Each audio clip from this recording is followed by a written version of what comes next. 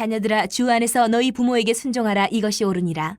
내 아버지와 어머니를 공경하라. 이것은 약속이 있는 첫 계명이니 이로써 내가 잘되고 땅에서 장수하리라. 또 아비들아, 너희 자녀를 노엽게 하지 말고 오직 주의 교훈과 훈계로 양육하라. 종들아, 두려워하고 떨며 성실한 마음으로 육체의 상전에게 순종하기를 그리스도께 하듯 하라. 눈가림만 하여 사람을 기쁘게 하는 자처럼 하지 말고 그리스도의 종들처럼 마음으로 하나님의 뜻을 행하고 기쁜 마음으로 섬기기를 주께 하듯 하고 사람들에게 하듯 하지 말라. 이는 각 사람이 무슨 선을 행하든지 종이나 자유인이나 주께로부터 그대로 받을 줄을 알미라. 상전들아, 너희도 그들에게 이와 같이 하고 위협을 그치라. 이는 그들과 너희의 상전이 하늘에 계시고 그에게는 사람을 외모로 취하는 일이 없는 줄 너희가 알미라. 에베소서 이 말씀을 보면서 바울이 성도로서 합당한 삶에 대해서 권면을 합니다. 그 첫 번째가 남편과 아내에 관한 교훈을 했습니다. 5장에. 그리고 이어서 6장에 들어오면서 자녀와 부모에 관한 그 관계, 그리고 종과 주인의 관계에 대해서 이어서 교훈을 하고 있습니다.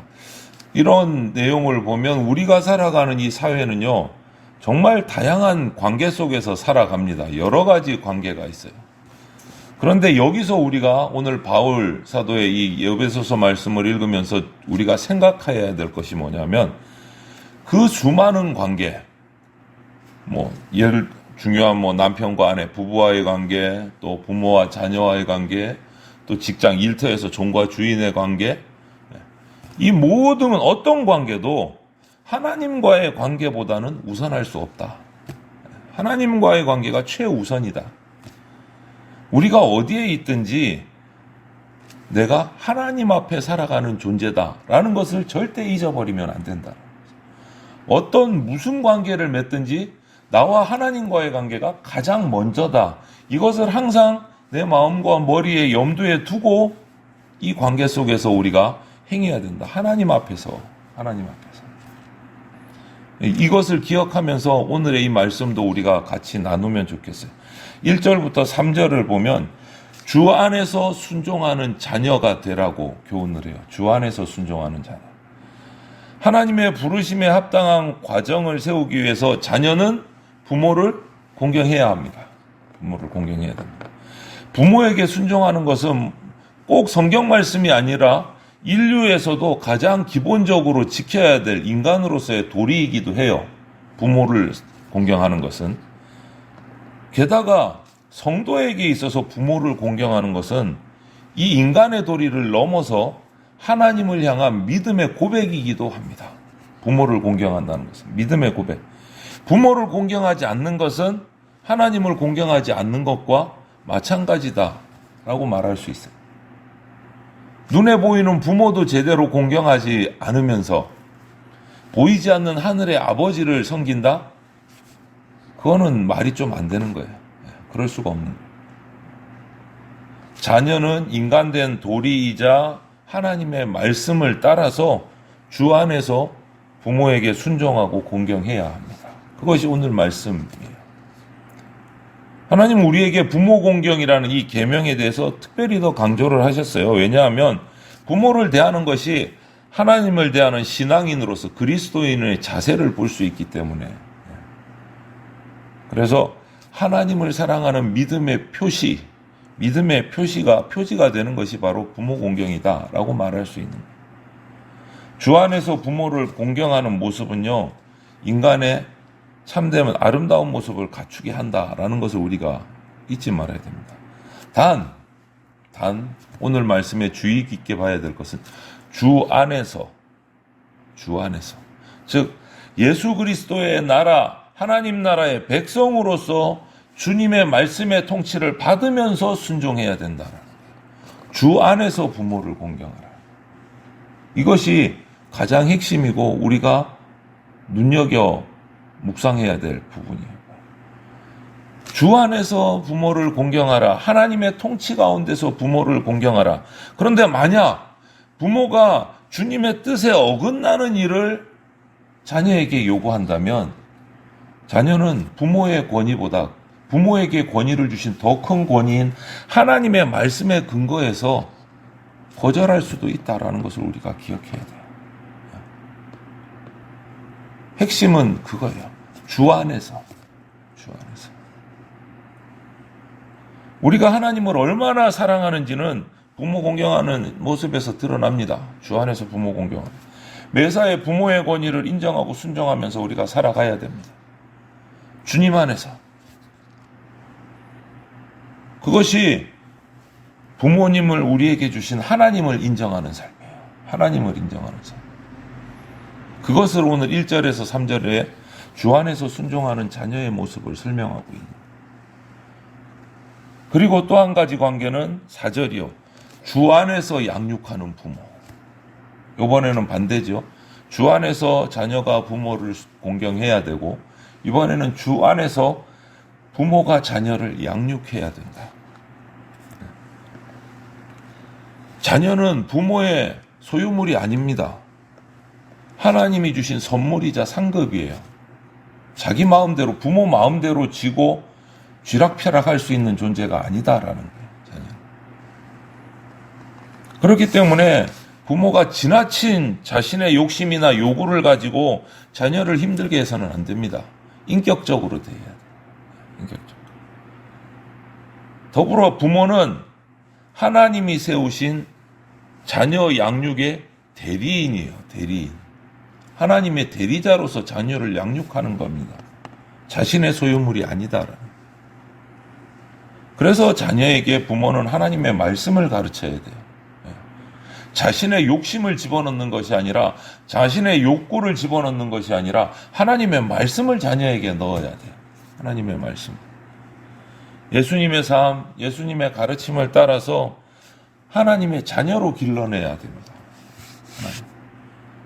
하나님의 선물인 자녀를 인격적으로 대해서 예수 그리스도의 가르침으로 양육하는 것이 양육 대리자인 부모가 해야 될 책임이자 의무예요.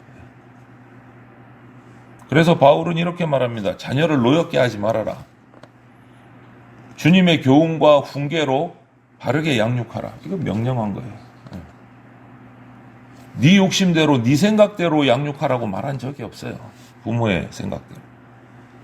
하나님이 우리를 인격적으로 대하고 사랑하셨듯이 부모도 역시 자녀를 자신의 소유물이 아니라 하나님이 세우신 인격제로 대하고 양육해야 된다. 우리나라 자녀 교육열 뜨겁기로는 전 세계에서 유명하더라고요. 외국인들도 더 잘 알아요. 얼마나 자녀를 잘 키우려고 애를 쓰는지. 그런데 여기서 우리가 한 가지 생각해 봐야 될 것은, 부모가 자녀를 가르치고 양육하는 그 교육의 방향이 오늘날 우리나라의 모습을 견주어보면 다분히 세상에서의 성공, 세상에서의 출세, 여기에 목적이 맞춰져 있다. 교육하는 목적이 거기에 있는. 그렇다면 성도는요, 저와 여러분들은 자녀 교육의 방향, 초점을 어디에 둬야 하는가? 우리의 다음 세대를 어떻게 가르치고 어떻게 양육해야 되는가? 무엇을 위해서? 그것을 점검해 봐야 돼요. 세상 사람들이 그러니까 이렇게 하는 게 맞겠지, 나도 그렇게 가르쳐야지, 세상에서의 성공, 세상에서의 출세, 이렇게 맞춰서는 그건 하나님의 뜻이 아니다라는 거예요. 우리는 하나님의 말씀으로 우리의 후세대를 양육해야 돼요. 우리의 후손을 하나님의 말씀으로. 자녀 양육의 주권은 나에게, 부모에게 있는 것이 아니고 하나님께 있습니다. 이것을 절대로 잊어버려서는 안 됩니다. 양육의 주권은 하나님께 있습니다. 부모 마음대로가 아니다. 하나님의 대리인이에요, 우리는. 하나님의 뜻을 따라 자녀를 양육하고 우리의 후손들을 양육해야 됩니다. 그걸 잘해야 돼요. 부모가 자녀를 키우는 것 같지만 사실 자녀를 키우시는 분은 하나님이십니다. 하나님. 이 믿음의 태도가 자녀를, 이런 태도로 자녀를 양육할 때 자녀의 신앙은요, 그런 부모의 모습을 닮아가게 되는 거예요. 자녀의 모습. 그리고 5절부터 9절을 보면 주님을 인정하는 삶, 직장에서의 문제를 교훈하고 있어요. 가정의 주인이 하나님이시듯 직장에서의 주인도 하나님이십니다. 그거는 변함이 없어요.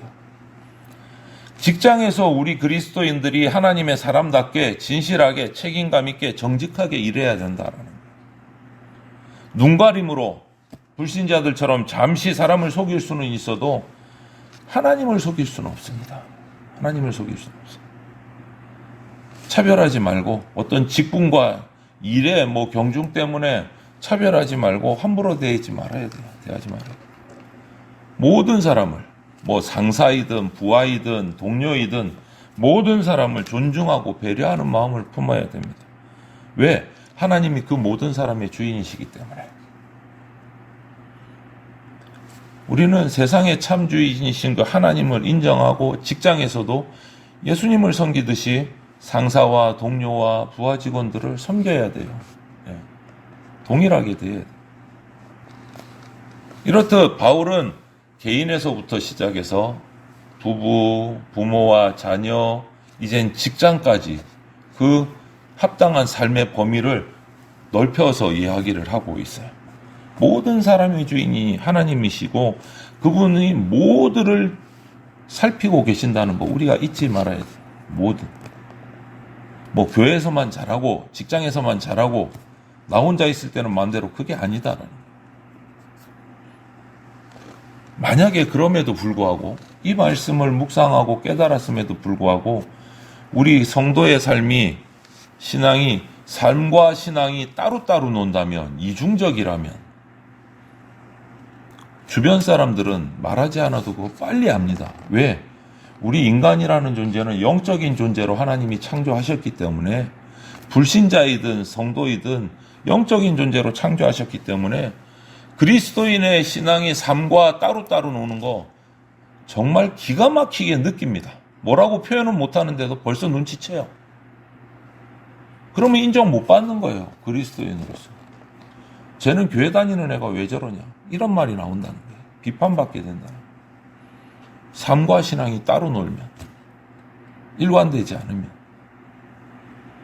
우리가 기억해야 될 것은 성도는 삶의 터전이 바로 내가 주인으로 모시는 예수 그리스도를 나타내는 장소다라는 것을 잊어서는 안 돼요. 가정에서의 삶, 직장에서의 삶, 내 개인의 삶, 교회 신앙의 삶, 모든 삶의 터전에서 나를 통해서 예수님이 드러난다는 것을 잊어서는 안 됩니다. 항상 하나님을 의식하면서 살아야 됩니다. 서두에서 말씀드렸듯이 하나님 앞에서. 이거를 원어 보면 코람데오라는 말을 써요. 하나님 앞에서라는 말이에요. 내가 어디서 무엇을 하든지 하나님 앞에서라는 것을 절대 잊으면 안 됩니다. 하나님 앞에서. 비록 작고 어쩔 때 보면 하찮게 여겨지는 일일 수도 있고 사람들의 인정을 받지 못하는 일일 수도 있지만 우리가 하는 모든 일은 하나님 앞에서 정직해야 되고 하나님 앞에서 진실해야 되고 하나님 앞에서 기뻐하시는 일을 해야 됩니다. 우리가 가정과 직장에서 하는 모든 일이 하나님 앞에서 거룩한 일이라는 것을 우리가 잊지 마시고 하나님 앞에서 주님이 기뻐하시는 태도, 주님이 기뻐하시는 마음으로 살아가서 우리의 모든 삶이 주님을 기쁘시게 하고 주님의 영광을 드러내는 그러한 삶의 예배가 이어져 가기를 주님의 이름으로 축원을 드립니다. 아멘.